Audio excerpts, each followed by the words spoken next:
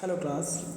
Basically previous classes में हमने pharmacokinetics की बात किया था, जिसमें एब्जॉर्प्शन, डिस्ट्रीब्यूशन, मेटाबॉलिज्म, एक्सक्रीशन की, ये ड्रग कैसे मेटाबोलाइज होंगी, कैसे एक्सक्रीट होंगी, जो भी फैक्टर अफेक्टिंग है सारी चीज़ें। आज हम बात करेंगे कि यूजर्स, इनके साइड इफ़ेक्ट्स, प्रिकॉशंस और कॉन्ट्राइंडिकेशंस के। देखो, एंटीएमेटिक्स का मेन मोटिव होता है कि नौशिया मीन्स जो जी मिचलाना, रचिंग मीन्स उल्टी की चाहत, और वॉमिटिंग इनको रोकना या इनको कम करना। अब चूँकि वॉमिटिंग कई अलग अलग रीजंस की वजह से हो सकती है, इसीलिए एंटीएमेटिक ड्रग का यूज़ भी अनेक क्लिनिकल कंडीशंस में किया जाता है। तो हर टाइप की वॉमिटिंग में अलग रिसेप्टर और अलग पाथवे इन्वॉल्व होता है। आपने प्रीवियस क्लास में मैकेनिज्म ऑफ एक्शंस भी देखा था, ठीक है। तो इसीलिए सही एंटीएमेटिक ड्रग को सिलेक्ट करना वॉमिटिंग के जो कॉजेज़ के बेस पर किया जाता है। अब जैसे कि हम बात करें सबसे पहले chemotherapy induced nausea and vomiting. तो कैंसर कीमोथेरेपी के टाइम पे होने वाला जी मिचलाना या वॉमिटिंग को chemotherapy induced nausea and vomiting कहते हैं, ठीक है। इसके अलावा जैसे कि अगर आप देखें कि बहुत से लोग जो ड्रिंक करते हैं या शराब पीते हैं, उन्हें भी वॉमिटिंग होती है। तो एट द एंड पे हमारा जो ब्रेन का जो वॉमिटिंग सेंटर है वो कंफ्यूज ओवरऑल होके वो वॉमिटिंग करवाते हैं। तो कीमोथेरेपी ड्रग्स भी जो ड्रग होती हैं वो इंटेस्टाइन की इंटेरोक्रोमेफिन सेल्स को डैमेज करती हैं। इसी वजह से बहुत लार्ज अमाउंट में सेरोटोनिन का रिलीज़ होता है और ये वेगल एफरेंट नर्व CTZ दोनों को एक्टिवेट करते हैं, जिससे सीवियर वॉमिटिंग होती है। इसमें कौन से ड्रग्स यूज़ करते हैं आप? ऑन्डेनसेट्रॉन, ग्रानिसेट्रॉन, पैलोनोसेट्रॉन, एप्रीपाइटेन, फोसापाइटेन या फिर डेक्सामेथासोन, ओलेंजापीन वगैरह ये ड्रग्स यूज़ कर सकते हैं। तो अगर एंटीएमेटिक्स ना दिया जाए तो डिहाइड्रेशन हो जाएगा, इलेक्ट्रोलाइट इम्बैलेंस हो जाएगा, वज़न कम हो सकता है, मैल न्यूट्रिशन या पुअर कॉम्प्लियंस विद कीमोथेरेपी हो सकता है। यहीं पे दूसरा आप देख रहे हो, post operative nausea and vomiting. Surgery के बाद एनेस्थीसिया या ओपियोइड एनाल्जेसिक्स की वजह से होने वाले नोजिया और वॉमिटिंग को हम post operative nausea and vomiting कहते हैं। अब इसमें जैसे कि इसकी वजह होती है general anaesthesia, opioids, surgical manipulation या डिलेड गैस्ट्रिक एम्पटाइम, ठीक है। तो इसमें ड्रग्स कौन कौन सी यूज़ की जाती हैं? ऑन्डेनसेट्रॉन, ग्रानिसेट्रॉन, डेक्सामेथासोन, ड्रोपैरिडॉल, मेटोक्लोप्रामाइड, ये सारी चीज़ें। तो एंटी एमेटिक से पेशेंट जल्दी खाना शुरू कर सकता है, रिकवरी तेज होती है, हॉस्पिटल स्टे कम हो जाती है, एस्पायरेशन का रिस्क कम हो जाता है, ये सारी चीज़ें। फिर मोशन सिकनेस भी मैंने आपको बताया। कहीं ट्रैवल करते टाइम या बॉडी की जो भी एबनॉर्मल मूवमेंट की वजह से होने वाली नाउजिया और वॉमिटिंग, ठीक है, इसी को बोलते हैं मोशन सिकनेस। मैंने आपको बताया था हमारी आँखें किसी कार या बस में बैठे बैठे एक बुक पढ़ रही हैं या किसी एक जगह फोकस कर रही हैं, बट हमारा वेस्टिबुलर अपरेटस जो है उसको एहसास है कि हमारी बॉडी मूव कर रही है, गाड़ी में ब्रेक्स लग रहे हैं, गाड़ी लेफ़्ट मुड़ रही है, राइट मुड़ रही है, आगे चल रही है, बैक हो रही है, जैसे भी हो रही है, वो अंदर का सेंसरी सिस्टम है उसे सब पता है, भले वो देख नहीं पाता है। तो आँखों की और उसकी आपस में बनती नहीं। आँखें कह रही नहीं वी आर स्टेबल, पैर भी कह रहे हैं, हमारे प्रोप्रोसेप्टर्स भी कह रहे हैं कि जॉइंट्स के जो रिसेप्टर्स कह रहे हैं नहीं, हम मूव ही नहीं कर रहे हैं, हम तो बैठे हैं। तो ऐसे में करके मेजॉरिटी किसके पास आ जाती है? आँख वाले के पास, जबकि वो गलत है, ठीक है, और हमारी बॉडी मूव कर रही होती है। तो फिर भी वेस्टिबुलर अपरेटस से सिग्नल्स जाते हैं और उसको पनिशमेंट मिलती है। तो ओवरऑल क्या होता है, वॉमिटिंग सेंटर स्टिमुलेट होकर वॉमिटिंग करवाता है, ठीक है। तो वॉमिटिंग सिस्टम एक्टिवेट होगा, हिस्टामीन और एसिटाइलकोलिन मीडिएटेड पाथवे यहाँ पे स्टिमुलेट होते हैं, ठीक है, और ये सारी चीज़ें होती है लास्ट में। अब ड्रग कौन सी इसमें यूज़ करते हैं? स्कोपोलामाइन, ठीक है, स्कोपोलामाइन, प्रोमेथाजीन, मिक्लिजीन और डायमन हाइड्रोनेट, ठीक है। तो ट्रैवल के टाइम नौजिया, डिजीनेस और वॉमिटिंग को रोकने में बहुत ज़्यादा हेल्पफुल है, ठीक है। अगर हम बात करें प्रेगनेंसी रिलेटेड वॉमिटिंग मीन्स कि मॉर्निंग सिकनेस, देखो प्रेगनेंसी के टाइम पे हार्मोनल चेंजेस की वजह से होने वाली नौजिया और वॉमिटिंग को हम मॉर्निंग सिकनेस कहते हैं और हाइपर एमेसिस ग्रेविडेरम इसकी मेन वजह है, हम ऐसे केसेस बोल सकते हैं इसको। अब इसमें हम ड्रग्स कौन से यूज़ करेंगे, डॉक्सीलामाइन के साथ में पायरिडॉक्सिन, पायरिडॉक्सिन मतलब विटामिन B6, या फिर प्रोमेथाजीन या मेटोक्लोप्रामाइड या ऑन्डेनसेट्रॉन कुछ कंडीशंस में डॉक्टर की सलाह के अकॉर्डिंग।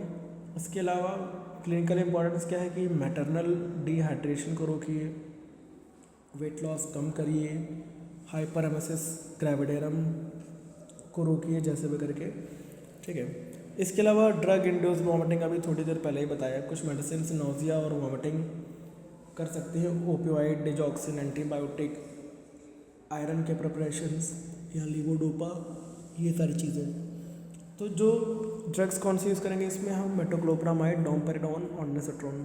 पेशेंट ट्रीटमेंट को कंटिन्यू रख सकता है, कोई दिक्कत नहीं, ठीक है। अगला है गैस्ट्रोइंटेस्टाइनल डिसऑर्डर्स। देखो इसमें कंडीशंस क्या हैं, गैस्ट्रोएंटेराइटिस, गैस्ट्राइटिस या फिर diabetic gastroparesis, gastroesophageal reflux disease या फंक्शनल डिस्पेप्सिया। तो इसमें ड्रग्स कौन से यूज़ करेंगे, मेटोक्लोप्रामाइड, डोमपेरिडोन वगैरह या फिर ondansetron. Radiation induced vomiting, radiotherapy intestinal mucosa को डैमेज करती है, सेरोटोनिन का रिलीज बढ़ जाता है, ठीक है, तो रेडिएशन इंड्यूस्ड वॉमिटिंग हो सकती है। अब ड्रग कौन यूज़ करेंगे, कौन सी ड्रग इसमें, ऑन्डेनसेट्रॉन, ग्रानिसेट्रॉन, पैलोरोसेट्रॉन, डेक्सामेथासोन एटसेट्रा एटसेट्रा, ठीक है। उसके अलावा माइग्रेन एसोसिएटेड नोजिया या वॉमिटिंग, ठीक है। अब माइग्रेन अटैक के टाइम पे नोजिया और वॉमिटिंग हो सकता है, वर्टिगो और वेस्टिबुलर डिसऑर्डर, ठीक है।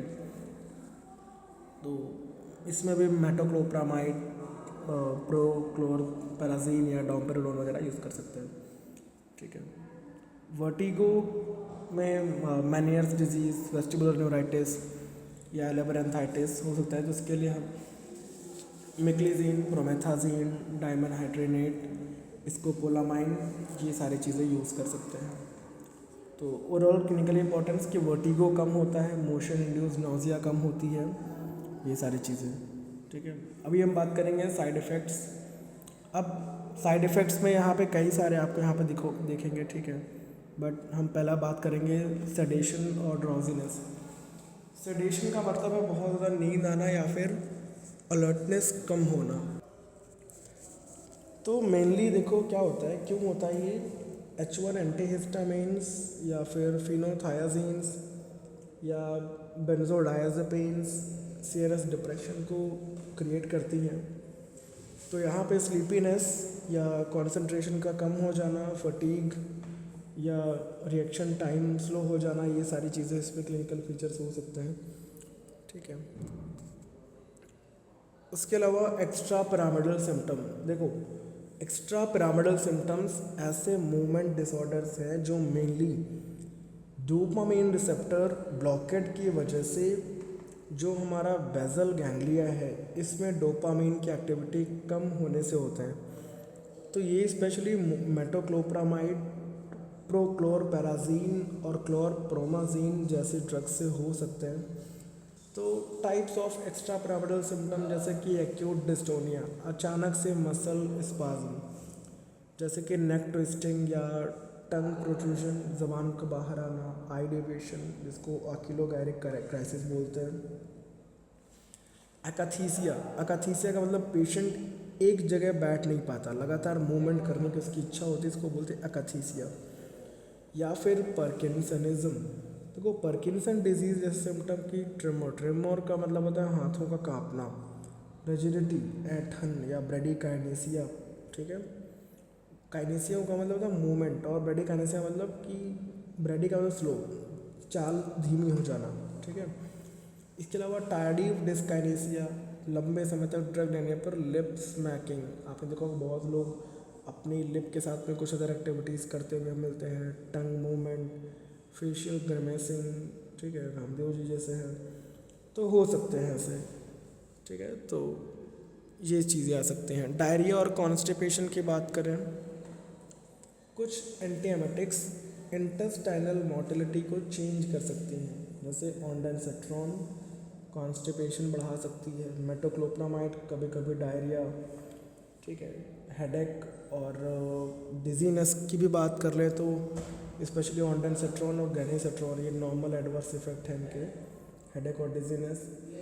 एंटी कोलिनर्जिक इफेक्ट में ड्राई माउथ होना, ब्लड विजन होना, urinary retention, constipation, tachycardia, mainly scopolamine और प्रोमेथाजीन से ये हो सकता है। क्यूटी इंटरवल प्रोलॉन्गेशन, देखो क्यूटी इंटरवल क्या होता है, आपने जो ईसीजी इलेक्ट्रोकार्डियोग्राम सुना होगा, इसमें आपने ग्राफ देखा होगा, कहीं भी फिल्मों में देखा होगा या फिर कैसे भी देखा होगा वर्टर मॉनिटर पे, ठीक है। तो उसमें इस तरीके से मूव होता है। तो वो जो ग्राफ है बेसिकली वो PQRST ऐसे वेव्स उसमें आपको दिखेंगे, ठीक है। तो उसी में क्यूटी इंटरवल होता है, जो एक टाइम होता है जो वेंट्रिकल्स के डीपोलराइजेशन, मतलब क्यू वेव्स की शुरुआत से लेकर वेंट्रिकुलर रीपोलराइजेशन मतलब टी वेव्स के अंत तक की जो टोटल इलेक्ट्रिकल मूवमेंट्स या इम्पल्सेस की एक्टिविटीज़ को शो करता है। मींस ये वेंट्रिकल्स के कॉन्ट्रैक्शन और फिर नॉर्मल कंडीशन में वापस रिकवर होने का टोटल टाइम होता है क्यूटी। तो क्यूटी प्रोलॉन्गेशन क्यों होता है, कुछ एंटीएमेटिक्स स्पेशली ऑन्डानसेट्रॉन, ड्रोपेरिडोल हार्ट के पोटेशियम चैनल्स, स्पेशली जो हमारे HERG चैनल हैं, इनको अफेक्ट कर सकते हैं। इससे क्या होता है, वेंट्रिकुलर रीपोलराइजेशन देर से शुरू होती है और क्यूटी इंटरवल लंबा हो जाता है। तो उसके अलावा अगर बहुत ज़्यादा क्यूटी इंटरवल प्रोलॉन्गेशन से क्या होता है, थोड़ा ज़्यादा सीवियर वेंट्रिकुलर एरिथमिया, स्पेशली टॉर्सिड डेपोइंट्स, इसका रिस्क बढ़ सकता है। हेपेटोटॉक्सिसिटी, कुछ एंटीएमेटिक्स का मेटाबॉलिज्म लीवर में होता है, तो रेयर केस में लीवर एंजाइम बढ़ सकते हैं, हेपेटाइटिस जैसी कंडीशन डेवलप हो सकती है। तो लीवर डिजीज वाले पेशेंट्स में स्पेशली हमें सावधानी रखी जाती है। इसके अलावा हार्मोनल इफेक्ट्स, कुछ dopamine antagonist specially metoclopramide dopamine blockade की वजह से प्रोलैक्टिन के सिक्रीशन को बढ़ा सकते हैं। गैलेक्टोरिया, गैलेक्टोरिया का मतलब होता है मिल्क का आना, ठीक है। गायनेकोमास्टिया, इसके साथ साथ menstrual irregularities, amenorrhoea, sexual dysfunction कुछ पेशेंट्स में ऐसा सब कुछ हो सकता है। अभी हम बात करेंगे प्रिकॉशंस वाइल यूजिंग एंटीएमेटिक ड्रग्स। तो सबसे पहले लीवर डिजीज़ वाले पेशेंट्स में, क्योंकि हेपेटिक एम्पेयरमेंट में डोज एडजस्टमेंट की आवश्यकता हो सकती है, ठीक है। एक्स्ट्रा पैरामिडल साइड इफ़ेक्ट्स को आप मॉनिटर कीजिए, स्पेशली बच्चों और बुजुर्गों में, ठीक है। Avoid driving operating machinery due to sedation, ठीक है, हो सकता है कि नींद आए आपको। Use cautiously in patients with cardiac disorders, क्योंकि क्यूटी प्रोलॉन्गेशन का रिस्क है। और use lowest effective dose in pregnancy, avoid long term use of drugs like metoclopramide, ताकि आप मूवमेंट डिसऑर्डर्स को प्रिवेंट कर सकें। Consider during interactions due to cytochrome P450 metabolism, तो बहुत सारी चीज़ें हैं, ठीक है। प्रेगनेंसी में केवल सेफ़ और ज़रूरी एंटीएमेटिक्स का ही यूज़ किया जाए, ठीक है। ओवरऑल अभी हम बात करेंगे कॉन्ट्राइंडिकेशंस के बारे में यहाँ के। देखिए, सभी एंटीएमेटिक्स की कॉन्ट्राइंडिकेशंस इक्वल नहीं होती है, लेकिन कुछ कॉन्ट्राइंडिकेशंस मैं आपको बता दे रहा हूँ, जैसे पार्किंसन डिजीज़। तो मेटोक्लोप्रामाइड, प्रोक्लोरपेराजीन और other D2 blocker Parkinson disease में सिम्टम्स को बढ़ा सकते हैं, इसलिए नहीं देना है। GI ऑब्स्ट्रक्शन, या इंटेस्टाइनल ऑब्स्ट्रक्शन। प्रोकाइनेटिक ड्रग जैसे कि metoclopramide complete intestinal obstruction, perforation या जीआई ब्लीडिंग में कॉन्ट्राइंडिकेट हो सकती है क्योंकि ये जीआई मोटिलिटी बढ़ाती हैं। उसके अलावा सीजर डिसऑर्डर, मेटोक्लोप्रामाइड जैसी ड्रग सीजर थ्रेशोल्ड कम कर सकती हैं, इसीलिए एपिलेप्सी वाले पेशेंट में थोड़ा सा हमें सावधानी रखनी चाहिए। उसके अलावा सीवियर लीवर डिजीज़ हो गई या congenital long QT syndrome, hyper sensitivity means reaction आ रही है। नैरो एंगल ग्लाउकोमा मतलब स्कोपोलामाइन या जो अदर एंटी कोलिनर्जिक ड्रग्स हैं, ये एंगल क्लोजर ग्लाउकोमा को और वर्जन करते हैं। देखो ग्लाउकोमा क्या होता है, जब ग्लाउकोमा एक आँखों की बीमारी है जिसमें क्या होता है, आँखों के अंदर का जो प्रेशर है जिसको हम इंट्राऑक्यूलर प्रेशर बोलते हैं, जब ये बढ़ जाता है तो ग्लाउकोमा बनना शुरू हो जाता है। अब ग्लाउकोमा के बहुत सारे टाइप्स होते हैं, एंगल क्लोजर ग्लाउकोमा, ठीक है। तो एंगल क्लोजर टाइप के जो ग्लाउकोमा है इसको वर्जन कर सकता है, ठीक है, नैरो एंगल ग्लाउकोमा वगैरह वगैरह। इसके अलावा urinary retention means benign prostatic hyperplasia, ठीक है। तो एंटीकोलिनर्जिक ड्रग्स यूरिनरी रिटेंशन को बढ़ा सकती हैं, इसीलिए कुछ कंडीशंस में उसकी सावधानी या परहेज़ बहुत ज़रूरी है। खैर तो ये ओवरऑल हमने बात कर लिया, ये तो सब हमने पूरा चैप्टर बात किया अब तक एंटी एमेटिक्स के तौर पे, मतलब कि हमें वॉमिटिंग रोकना है। बट थोड़ा सा एक इंट्रोडक्शन के तौर पर बात कर लेते हैं, वैसे तो आपके नोट्स में नहीं है बट आप सिर्फ और सिर्फ मेरी बात समझ लीजिए। अभी हम जो बात करेंगे वो है एमेटिक्स के बारे में। ऐसे कौन से टाइप्स या टर्म्स या कंडीशंस आएंगे जहाँ पे हमें पेशेंट को वॉमिटिंग कराना पड़ सकता है। वैसे तो आपको फर्स्ट एड में पढ़ाया जाएगा ये सारी चीज़ें, ठीक है, बट हम कब किसी पेशेंट को वॉमिटिंग कराएंगे।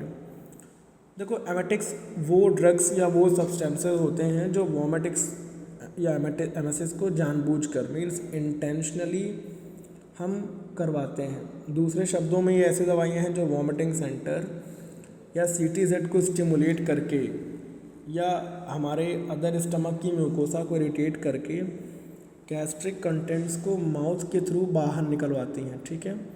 सो emetics are drugs that induce vomiting by stimulating their vomiting center, the chemoreceptor triggered zone by irritating the gastric mucosa, thereby causing forceful expulsion of stomach contents through the mouth। तो अगर anti emetics vomiting को रोकती हैं तो emetics उसका ठीक opposite काम करती है। पहले के टाइम में क्या होता था कि मान लो किसी ने एक्सीडेंटल पॉइजनिंग किया, मतलब ऐसी चीज़ें गलती से कुछ खा लिया जो उसको नहीं खाना चाहिए था, या कोई टॉक्सिक सब्सटेंस के इंजेक्शन के बाद हम एमेटिक्स का यूज़ करके स्टमक में जो प्रेजेंट पॉइज़न है या कोई भी टॉक्सिक हार्मफुल सब्सटेंस है उसको बाहर निकालते थे। उस समय ये माना जाता था कि अगर पॉइज़न जल्दी बाहर निकाल दिया जाए तो उसका एब्जॉर्प्शन कम होगा और पेशेंट की जान बचाई जा सकती थी, जो कि सही था। लेकिन आज की जो हमारी टेक्निक्स हैं वो काफ़ी बदल चुकी हैं, जो हमारी मॉडर्न मेडिसिन में जो अवधारणाएँ हैं वो काफ़ी बदल गई हैं। आज मेजर पॉइजनिंग के केसेस में एमेटिक्स का रूटीन यूज़ नहीं किया जाता है, क्योंकि कई बार वॉमिटिंग कराने से कई बार फ़ायदे के बजाय और डेंजरस नुकसान मिल जाते थे, जैसे कि एस्पायरेशन न्यूमोनिया, एयरवे ऑब्स्ट्रक्ट हो जाना, ईसोफेगल में इंजरी, गैस्ट्रिक रप्चर थोड़ा रेयर था, बट कोरोजिव पदार्थ का दोबारा से ईसोफेगस से गुजरना। तो इस वजह से क्लिनिकल गाइडलाइंस में एमेटिक्स का यूज़ बहुत लिमिटेड हो गया है, ठीक है। तो ओवरऑल ये भी हमारे सेंट्रली काम करके सीटीजेड को स्टिमुलेट करके वॉमिटिंग सेंटर को करा के वॉमिटिंग रिफ्लेक्स शुरू कर देती हैं। पेरिफेरल पे स्टमक की म्यूकोसा को इरिटेट कराती हैं या इसी इरिटेशन की वजह से वेगस नर्व स्टिमुलेट होकर वॉमिटिंग सेंटर तक सिग्नल पहुंचा के वॉमिटिंग करवाती है। तो ये सारी चीज़ें, तो आज के टाइम में एमेटिक्स का यूज़ बहुत लिमिटेड है, लेकिन हिस्टोरिकल तरीके से इनका जो यूज़ है वो कुछ कंडीशंस में किया जाता है, जैसे कि एक्सीडेंटल पॉइजनिंग अभी मैंने आपको बताया, टॉक्सिक सब्सटेंस इंजेक्शन, या जो वेटरनरी मेडिसिन होती हैं। आज भी कई वेटनरी सेटिंग्स में स्पेशली डॉग्स में कुछ एमेटिक्स का यूज़ बेसिकली पॉइजन इंजेक्शन के बाद किया जाता है, या फिर रिसर्च पर्पस में कुछ एक्सपेरिमेंटल स्टडीज़ में वॉमिटिंग रिफ्लेक्स को पढ़ने के लिए। और कई बार when should emetics not be used, कब यूज़ नहीं करते हैं, कुछ कंडीशंस में एमेटिक्स नहीं दी जानी चाहिए, जैसे corrosive poisoning, acid, alkali, phenol. अगर वॉमिटिंग कराई जाएगी तो कोरोसिव सब्सटेंस दोबारा इसोफेगस से गुजरेगा, इंजरी बढ़ जाएगी। इसके अलावा पेट्रोलियम प्रोडक्ट, किसी ने kerosene, petrol, diesel, turpentine vomit ये ले लिया तो वॉमिटिंग से एस्पायरेशन, न्यूमोनिया का रिस्क बढ़ जाता है। पेशेंट अगर बेहोश है तब नहीं कराना है, दौरे के समय में नहीं कराना है। प्रेगनेंसी में भी एस्पायरेशन का रिस्क बढ़ता है, बच्चों में एयरवे ऑब्स्ट्रक्शन का रिस्क होता है। ठीक है, तो सेंट्रल और पेरिफेरल दो तरीके से। सेंट्रल एक्टिव में जो एक आती है एपोमॉर्फिन, या मॉर्फिन का डेरिवेटिव है। ठीक है, डोपामाइन एगोनिस्ट है, CTZ को डोपामाइन को स्टिमुलेट करता है और VC को एक्टिवेट करके वॉमिटिंग कराती है। आजकल इसका यूज़ ज़ीरो हो गया, लगभग यूज़ ही नहीं करते हैं। पेरिफेरल में एक सिरप आती है, सिरप ऑफ एपिकैक, एपिकाकाउन, हाँ ठीक है, गैस्ट्रिक म्यूकोसा को इरिटेट कराती है। ठीक है, तो इसमें एमेटिन और सेफेलिन होता है जो स्टमक को इरिटेट करता है, और ये भी थोड़ी मात्रा में CTZ को भी स्टिमुलेट करता है, तो नोजिया एंड वॉमिटिंग। तो पहले घरों में पॉइजनिंग मैनेजमेंट के लिए रखा जाता था, लेकिन अब मैक्सिमम देशों ने इसका यूज़ बंद कर दिया है। ठीक है, तो कॉमन में एपोमॉर्फिन, ठीक है, और सिरप ऑफ एपिकैक, यही दो हैं आपके लिए। अब तो बजाय इसके क्या यूज़ करेंगे हम गैस्ट्रिक लावेज तरीके यूज़ करते हैं। पंपिंग सेट्स होते हैं, वो हमारे स्टमक में मौजूद खाने को पंप के तरीके से बाहर निकाल देते हैं। ठीक है, तो तो ओवरऑल अगर आपके समझने के लिए ये चीज़ें काफ़ी हैं जिसमें मैंने बात किया एमेटिक्स क्या होती हैं, कैसे काम करेंगी, और लास्ट में एक एंटी एमेटिक का तो भी तौर बता दिया ताकि आप समझ जाएं कि एंटी एमेटिक्स का रोल, एमेटिक्स का क्या रोल है। तो ओवरऑल तो एंटी एमेटिक्स और एमेटिक्स ये दोनों ही ख़त्म। एंटी एमेटिक्स वॉमिटिंग को रोकती हैं, जबकि एमेटिक्स वॉमिटिंग को इंड्यूस करती हैं। तो मॉडर्न मेडिकल सिस्टम में एंटी एमेटिक्स का यूज़ तो होता है, जबकि एमेटिक्स का routine clinical use safety related issues की वजह से, या हमारे जो मोस्ट इफ़ेक्टिव और भी हमारे पास ऑब्जेक्टिव्स या फिर मल्टीपल चॉइस हैं हमारे पास, जिसकी वजह से हम इसको यूज़ नहीं करते हैं। ठीक है, मैंने आपको बताया गैस्ट्रिक लावेज वगैरह या अदर चीज़ें, दैट्स वाई। तो इस क्लास को यहीं तक रखते हैं, बाकी हमारा जो भी इंट्रोडक्टिव पार्ट हमारे किसी नेक्स्ट चैप्टर का आएगा, ठीक है, वो हम आपकी नेक्स्ट क्लास में बात करेंगे। सो तब तक के लिए थैंक यू एंड वेलकम।